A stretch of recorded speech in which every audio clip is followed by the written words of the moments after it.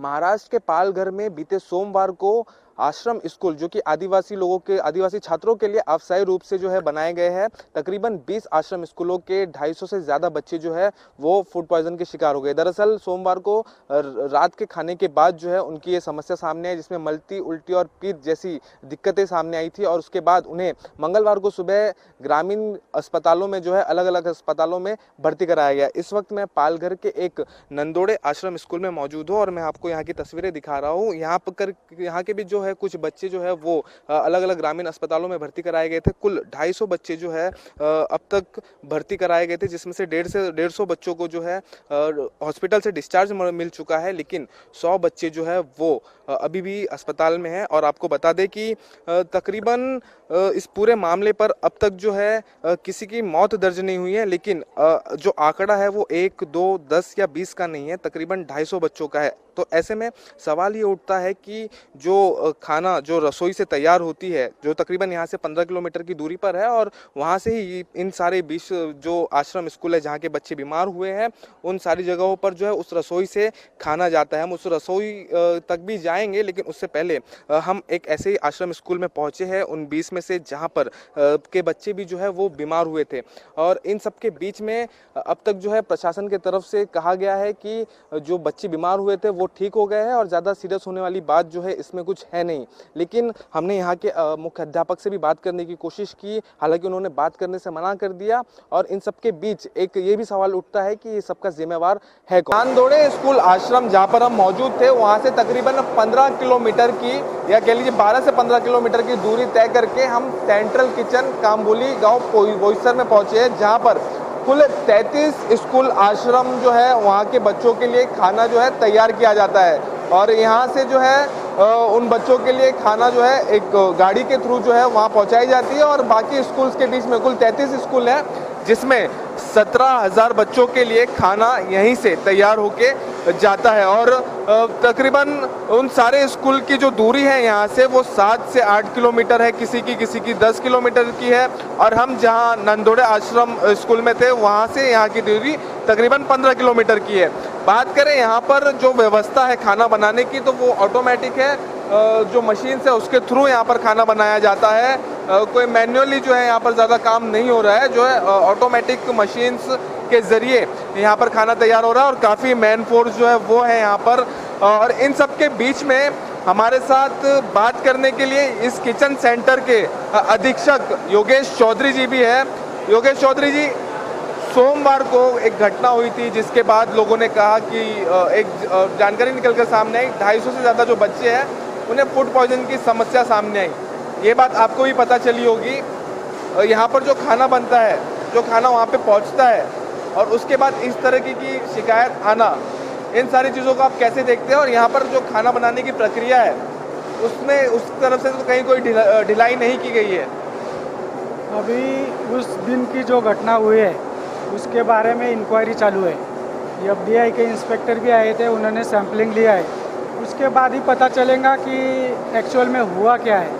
लेकिन अगर आप यहाँ पे देखेंगे तो आपने खुद देखा है यहाँ पे खाने का quality, hygiene quality, hand wash station है,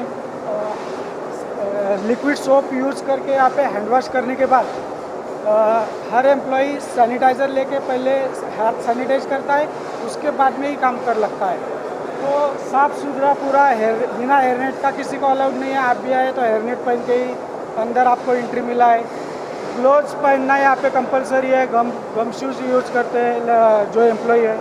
तो सब जो नॉर्म्स है वो सब फॉलो यहाँ पे हो रहे हैं। और किचन 9 साल से चल रहा है। 9 साल में अब तक ऐसा कुछ यहाँ पे इंसिडेंट नहीं हुआ है। क्वालिटी खाने का बहुत अच्छा है, आप खुद भी चेक कर सकते हैं। मैंने यहाँ पे देखा, मैंने खुद यहाँ जो है घूमा, मैंने सब कुछ चेक किया है। लेकिन एकाएक जो 17,000 में से 250 बच्चे जो है जिनकी शिकायत है अलग अलग वजह से, तो इन सब के बीच में हालांकि पुलिस ने भी अपनी इंक्वायरी शुरू की है। कुछ फूड सैंपल जो है पुलिस की तरफ से भेजे गए हैं लैब में, एफडीए ने कुछ फूड सैंपल जो है उन्होंने भेजा है। लेकिन इन सब के बीच में जो है जिम्मेदारी तय करना ज़रूरी हो जाता है। तो आपके तरफ से कोई ढिलाई नहीं की गई है? बिल्कुल ढिलाई नहीं है।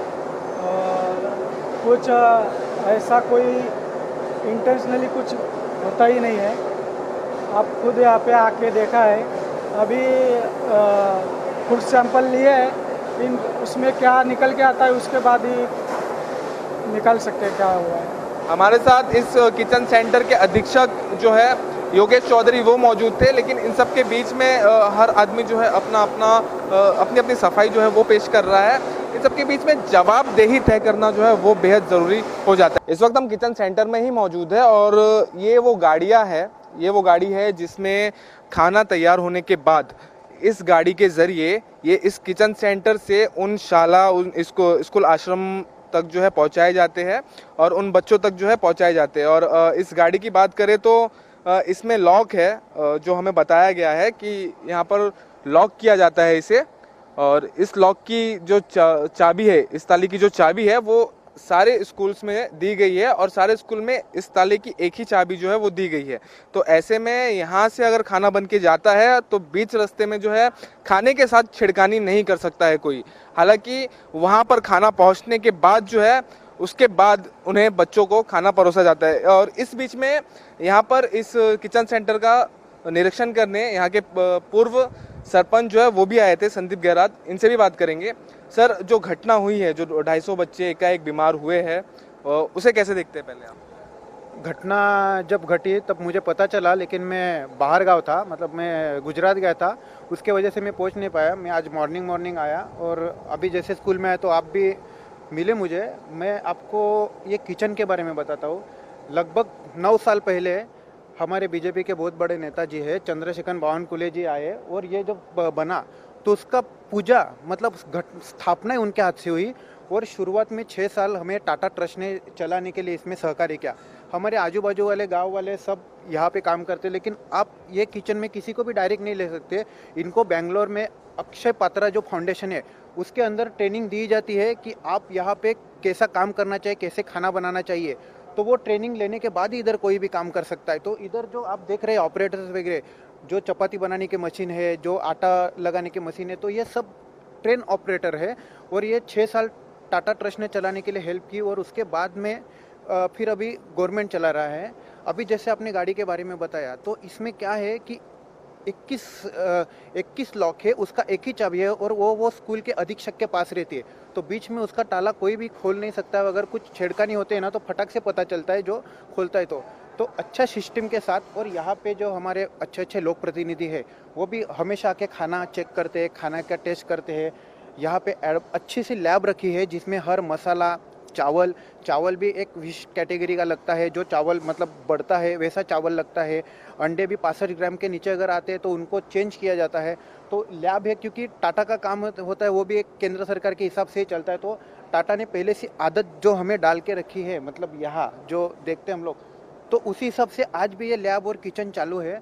और आप थोड़ा सा पता करिए सर जी कि लगभग महाराष्ट्र में सक्सेसफुल किचन के नाम में इनको गिना जाता है। अभी ये 8-9 साल में पहली बार ऐसी घटना घटी है कि मतलब लड़कों को प्रॉब्लम हुआ, बारिश थी और हमारे ज़िले के जो पत्रकार बंधु हैं उन्होंने बहुत जागरूकता के साथ फटाफट डॉक्टर से लेके सबकी अवेलेबिलिटी करके दी, तो उनका भी धन्यवाद देते हैं। और अभी शासन को भी बोलेंगे कि ये एग्जैक्ट क्या प्रॉब्लम था उसको चेक करना चाहिए, क्योंकि जैसे कि चौली के सब्जी के ऊपर से कुछ हुआ था तो इधर 1 से लेके 6 तारीख तक कभी चौली बना नहीं था। तो मतलब ये प्रॉब्लम कैसे हो गया ना, इसका भी शासन को। जो किचन से खाना जाता है बच्चों के लिए, उन खाने में क्या क्या चीज़ जो है वो एडेड है? किचन के खाने में चपाती है, दाल है, चावल है और मतलब नाश्ते में एग देते हैं और 15 दिन में एक बार बच्चों को पोषण के लिए चिकन भी देते हैं। तो उसका भी हर एंगल से चेकअप किया जाता है, लेकिन ऐसा कभी घटा नहीं था। तो मतलब हम ट्राइबल ऑफिसर्स को भी हम एक विनती करेंगे कि आप इसको अच्छे से देख लीजिएगी कि इतना सक्सेसफुल लैब और सब होने के बाद भी ऐसा क्यों घटित हुआ है। क्योंकि सवाल खड़े होते हैं कि अगर इतना सक्सेसफुल आपका किचन है, इतने बेहतरीन तरीके से अगर आप खाना पहुंचा रहे हैं, उसके बावजूद अगर ऐसी कोई घटना होती है तो जांच बहुत जरूरी हो जाती है और इसमें जवाबदेही जो है वो तय करना जो है वो बेहद जरूरी हो जाती है। वीडियो जर्नलिस्ट कुणाल के साथ नीतीश झा, इंडिया न्यूज, मुंबई। देखिए सर जी, आप कहाँ कहाँ जाते होंगे, मतलब किचन में जाते होंगे, कहाँ भी जाते होंगे, आपको किधर भी किचन में डायरेक्ट जाने नहीं दिया होगा। आप अपना हिस्ट्री देख लीजिएगा, यहाँ पे सर आए वो उधर ही बैठे रहे, आपको जिधर जाना है, जिधर शूट करना है वो करने के लिए आपको बोले। मैं भी उधर ही बैठा था, मैंने भी देखा कि सर हमारे अधीक्षक सर है, वो आपको डायरेक्ट बोले कि आपको जिधर जो शूट करना है, जो चेक करना है आप चेक कर सकते हैं। मतलब उनका एक कॉन्फिडेंस है, तो उनको पता है साल में बाई चांस कभी तो एक आध घटना घटती है, लेकिन अच्छा है कि उसमें कुछ हानि नहीं हुई और जो है वो एकदम शांत तरीके से मैटर भी शांत हुआ है। इसके लिए भी हम सबको धन्यवाद देते हैं, अधीक्षक साहब को भी धन्यवाद देते हैं और आप यहाँ तक आए इसके लिए भी आपका भी धन्यवाद देते हैं। धन्यवाद। पालघर आश्रम और स्कूल में छात्रों को हुए फूड पॉइजन को लेकर हमने आपको स्कूल के दृश्य दिखाया, हमने आपको किचन दिखाया जहां पर जो है बच्चों के लिए खाना तैयार किया जाता है। और इसी बीच डॉक्टर की क्या भूमिका रही, किन किन अस्पताल में उन्हें भर्ती कराया गया, तो आपको बता दे मनोरमा रिटेक लीजिए सॉरी सर। पालघर आश्रम स्कूल मामले में जो छात्रों को फूड पॉइजन हुआ था उन्हें अलग अलग अस्पताल में भर्ती कराया गया था।